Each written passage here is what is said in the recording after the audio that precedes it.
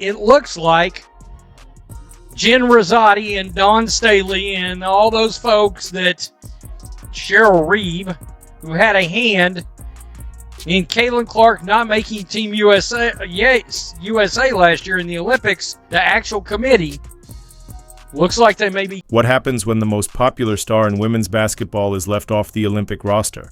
Apparently, major reactions follow. I'd rather watch paint dry. I'd rather watch dirt just be moved around. Because Caitlin Clark's not on the team. If she's there, it's appointment TV.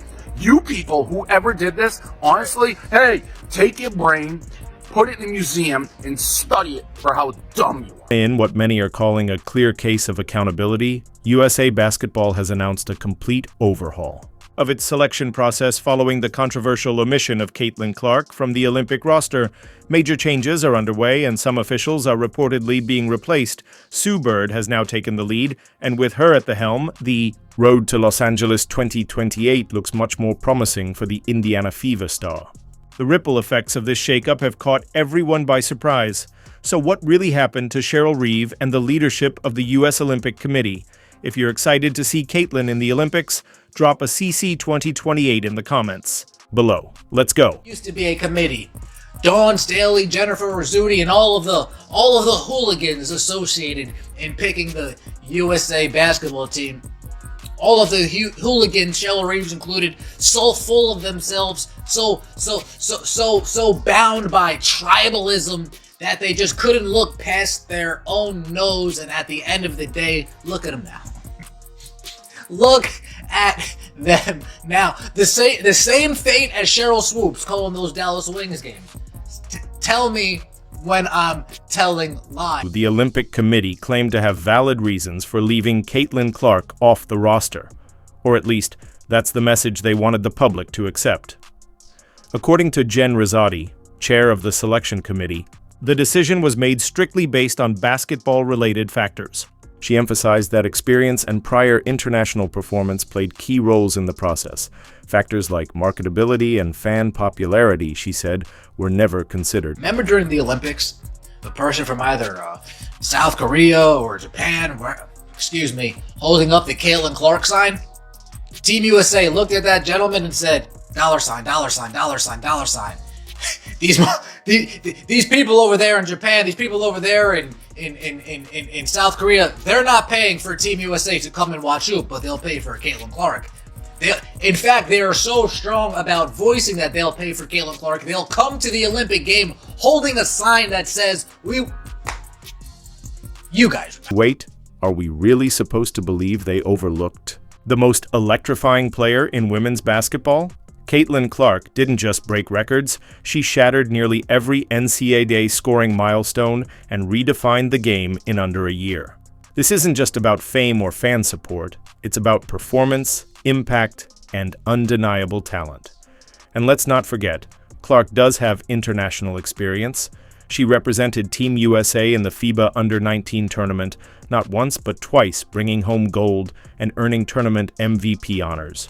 So how does that not count? Decision on his part. Caitlin Clark is PR.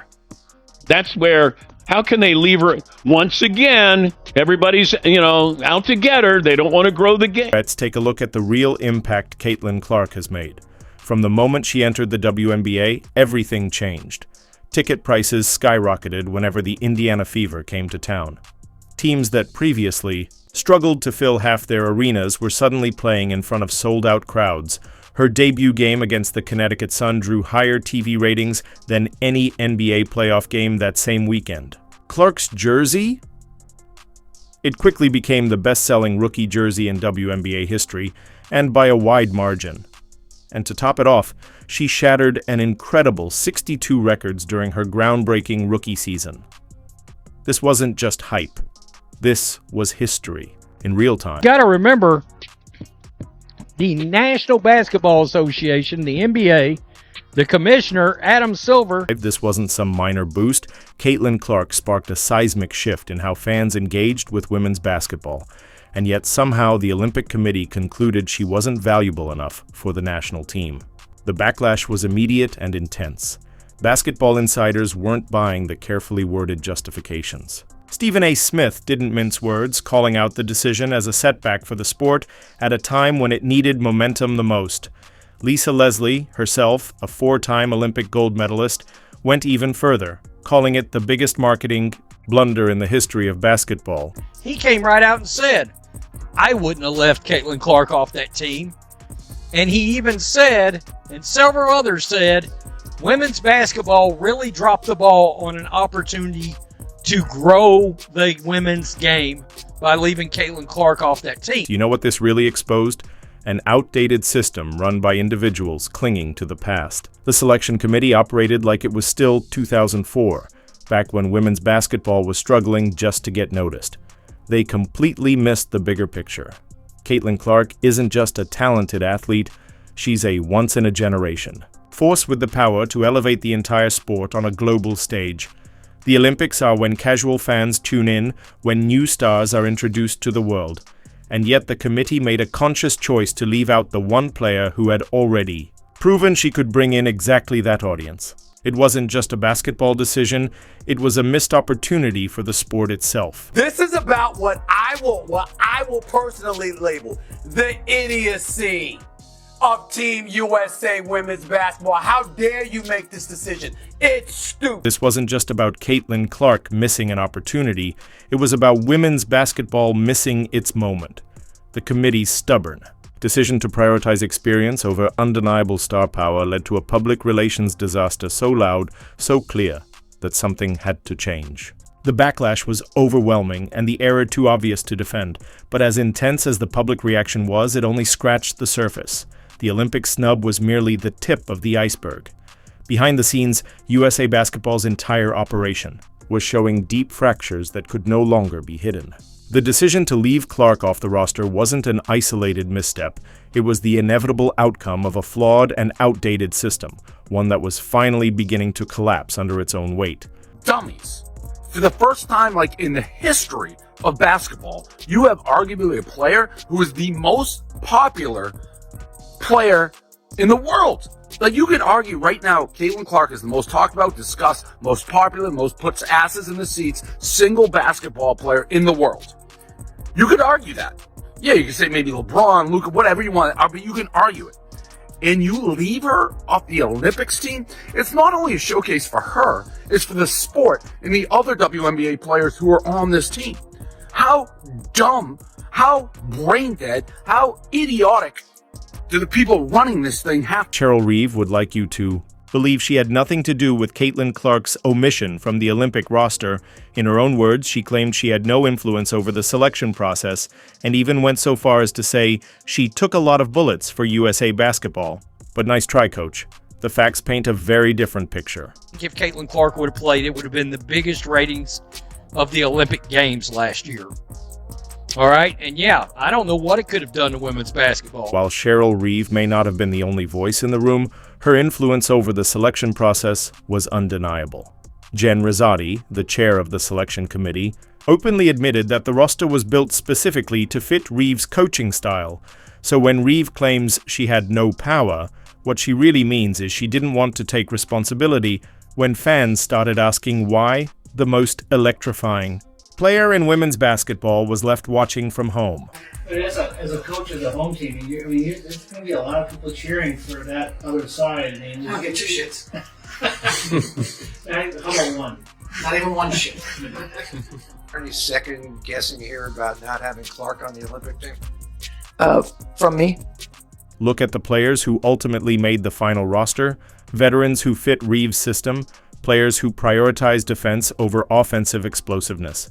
The committee's choices were clearly aligned with Reeve's philosophy from her time with the Minnesota Lynx, a philosophy that almost cost Team USA the gold medal in previous international competitions. Along with nearly losing the gold medal game to France, the U.S. women's team was caught up in controversy leading up to the Olympics because Caitlin Clark was not on the team. The argument not to take Clark, a rising global megastar in the sport, was in part because she had not participated in many Team USA offseason functions, and also because there were women with more national team experience who had earned the right to play at the Olympics, good enough to be on the team. Based on how Caitlin Clark was playing at the time, she was worthy of being on this team. This is Caitlin Clark up against Jewel Lloyd, Diana Taurasi, and Kelsey Plum. Yeah. It's tough when you see it in front of you, right?